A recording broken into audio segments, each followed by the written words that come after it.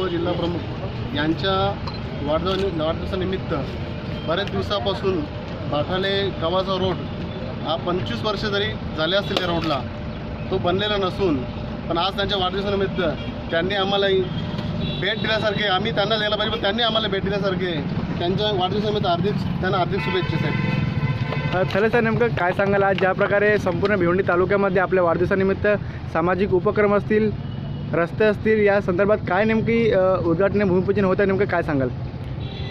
हा रस्ता आमचे शाखा प्रमुख रमाकांत माळी यांनी सांगितलं की एवढी वर्ष ह्याच्याकडे दुर्लक्षित झालेलं आहे आणि इथं आता बऱ्याचशा मोठ्या प्रमाणात डेव्हलपमेंट ही चालू झालेली आहे. तेव्हा आमचा पुढचा विचार असा आहे की आजच्या दिवशी त्या लोकांनी उद्घाटन ठेवण्याचं कारण की एक वाढदिवसानिमित्त ही वेले आणि भाटाले गावासाठी आमच्याकडनं भेट आहे.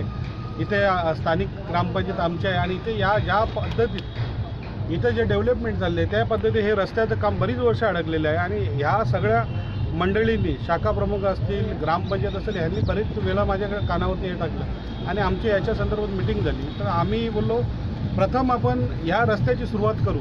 वेल बिगेन टू हाफ डन.